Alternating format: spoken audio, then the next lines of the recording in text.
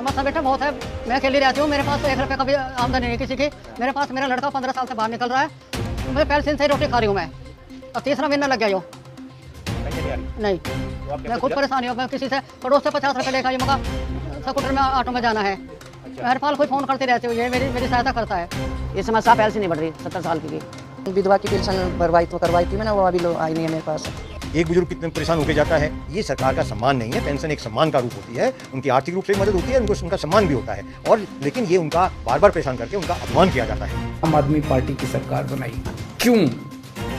क्योंकि मैं दिल्ली का बेटा हूँ, दिल्ली के लोगों को अपना बेटा पसंद है।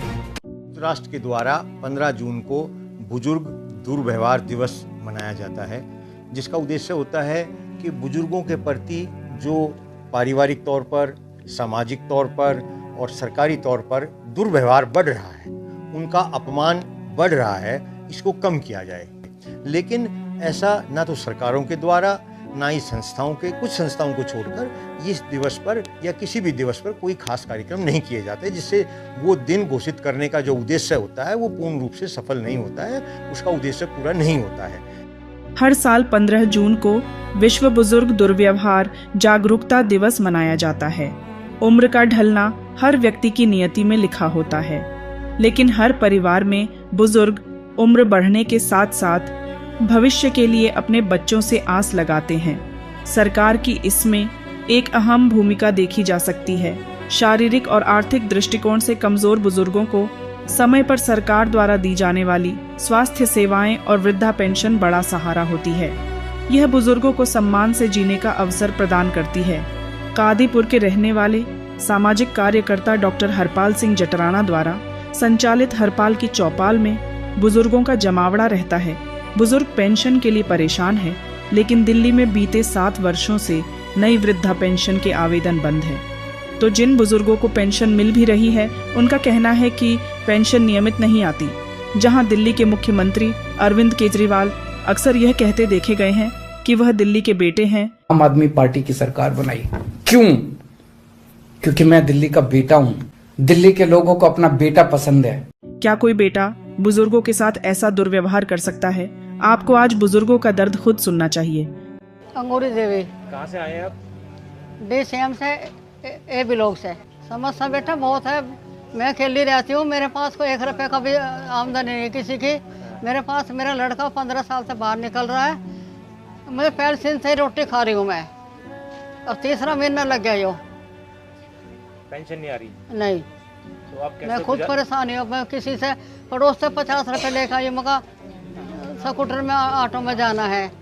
अच्छा। हर पाल कोई फ़ोन करते रहते हो, ये मेरी सहायता करता है। कितनी उम्र हुई आपकी? मेरी उम्र 82। रोज फ़ोन आ रहा, फ़ोन में पैसे नहीं है मेरे, फ़ोन पैसा चार्ज करवाओ। क्या आपका फ़ोन में रिचार्ज नहीं है? फ़ोन में पैसे नहीं है। तो आप अपना गुजारा कैसे कर रहे हैं? गुजारा इससे कर रही हूँ, पहले से था ही, अब इधर उधर से लेकर खा रही हूँ रोटी। आपका कोई सहारा नहीं है अभी? कोई सहारा नहीं, 1 रुपये का सहारा नहीं मुझे, एक पैसे का सहारा बस। हर पाल को सारा पता है। पाल के पास ही आती हूँ मैं। 26 मार्च को मिली थी मुझे, होली से दो दिन बाद। हाँ। जब से नहीं मिली है। जब से नहीं मिली है।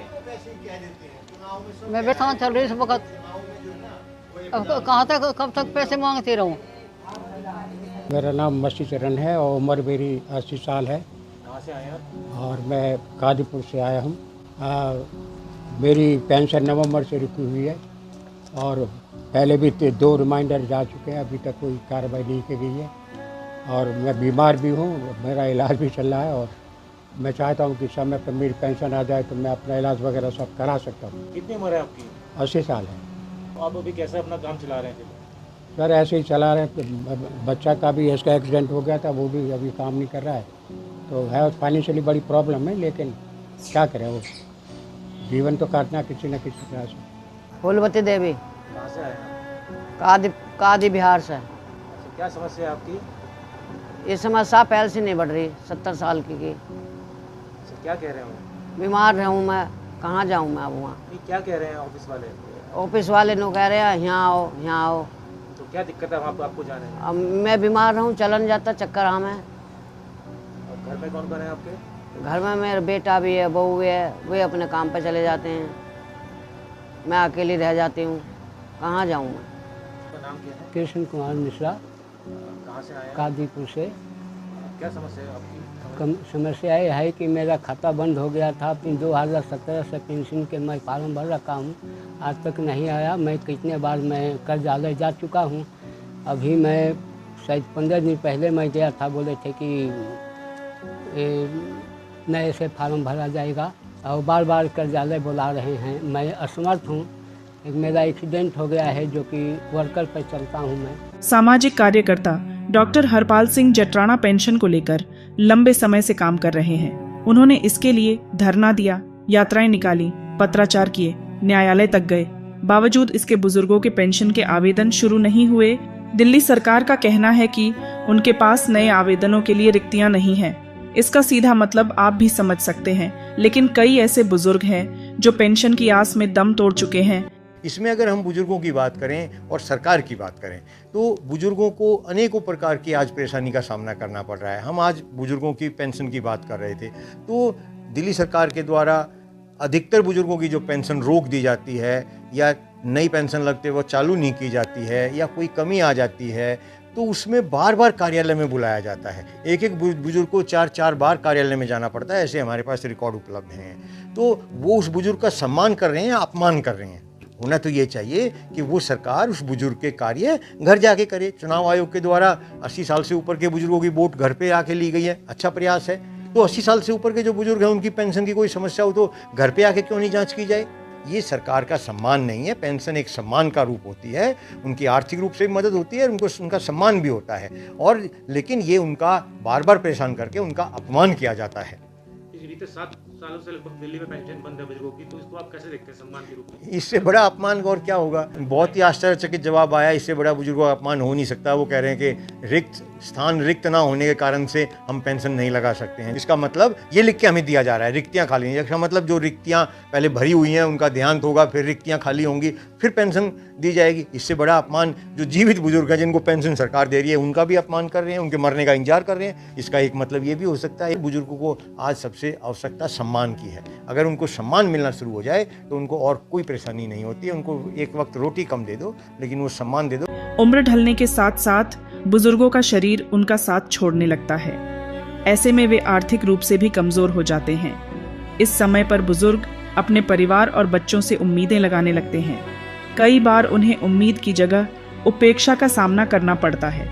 इसी उपेक्षा से बुजुर्गों को बचाने और बुजुर्गों के साथ हो रहे दुर्व्यवहार को लेकर जागरूकता के लिए इस दिन को मनाया गया। प्राकृतिक आपदाओं, महामारी या संघर्ष जैसी आपात स्थितियां वृद्ध व्यक्तियों को प्रभावित करती हैं, जिससे उनकी मौजूदा कमजोरियां और भी बढ़ जाती हैं, क्योंकि वृद्ध व्यक्तियों को अक्सर स्वास्थ्य स्थितियों या सामाजिक अलगाव का सामना करना पड़ता है। ऐसे में वृद्धों के साथ दुर्व्यवहार के जोखिम और बढ़ने की संभावना बढ़ सकती है। प्राइम टाइम हिंदी से अर्जुन सिंह की रिपोर्ट।